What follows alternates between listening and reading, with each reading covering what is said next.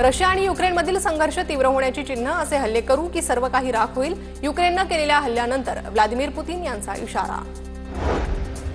राज्यात काल एका दिवसात 2 कोरोना रुग्णांचा मृत्यू। राज्यात गेल्या 24 तासात 59 रुग्णांची नोंद। मुंबई आणि पुण्यात सर्वाधिक रुग्ण। राज्यात कोरोना रुग्णांच्या संख्येत वाढ। रुग्ण वाढत असल्याने आरोग्य विभागाकडून सर्व यंत्रणा सज्ज ठेवण्याचे आदेश। राज्य सरकारी कर्मचाऱ्यांविरोधातील शिस्तभंगाच्या कारवाईत आता माहिती तंत्रज्ञानाचा वापर होणार। शिस्तभंगाची नोटीस आता ईमेल, व्हॉट्सअॅपद्वारे पाठवता येणार। शासनाचं परिपत्रक जारी। मध्य प्रदेशात 97 कोटींच्या घोटाळ्याप्रकरणी ईडीची मोठी कारवाई। ईडीकडून मध्य प्रदेशातील भाजपा आमदाराच्या नातेवाईकाला अटक। सुधांशु द्विवेदी असं अटक करण्यात आलेल्या आरोपीचं नाव।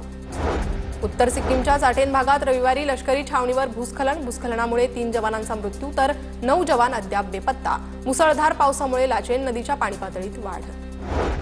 मुसळधार पावसामुळे इम्फाळमधील अनेक भागात पूरस्थिती। अनेक नागरिकांना मुसळधार पावसाचा फटका। मणिपूर अग्निशमन सेवा, आसाम रायफल्स, एसडीआरएफ, एनडीआरएफ नागरिकांना वाचवण्यासाठी तैनात। अयोध्येतील राम मंदिर कळसाला सोन्याचा मुलामा। येत्या गुरुवारी मंदिरात राम दरबार स्थापन होणार। मंदिरात आजपासून विधी सुरू होणार। महानगर गॅसकडून वाहनांच्या सीएनजी दरात 50 पैसे प्रति किलो वाढ। मुंबईत सीएनजी 80 रुपये प्रति किलोवर। गेल्या 2 महिन्यात दुसऱ्यांदा सीएनजी दरात वाढ। भारतीय रिझर्व्ह बँकेने 2000 रुपयांच्या नोटा बंद करून 2 वर्ष झाली आहे। मात्र 2000च्या नोटा अद्यापही चलनात। 6181 कोटी रुपये मूल्याच्या 2000च्या नोटा चलनात असल्याची माहिती समोर। 7व्या आयोगातील त्रुटी दूर पण थकबाकी नाही। राज्य कर्मचाऱ्यांना दिलासा। 1 जूनपासून सुधारित वेतन श्रेणी लागू। ठराविक संवर्गांना लाभ होणार। काही संवर्गातील अधिकारी कर्मचारी अजूनही वंचित। नीट पीजी परीक्षा अनिश्चित काळासाठी पुढे ढकलली। नीट परीक्षा 15 जून रोजी 2 शिफ्टमध्ये घेण्यात येणार होती। दरम्यान परीक्षा एकाच शिफ्टमध्ये घ्या, सर्वोच्च न्यायालयाचे आदेश। एमएसटी सीईटीचे निकाल 16 जून रोजी। सीईटी कक्षाकडून 6 अभ्यासक्रमांच्या निकालांच्या तारखा जाहीर। 11वी ऑनलाईन प्रवेश प्रक्रियेला मुदतवाढ। 5 जून रोजी दुपारी 2 वाजेपर्यंत अर्ज करता येणार।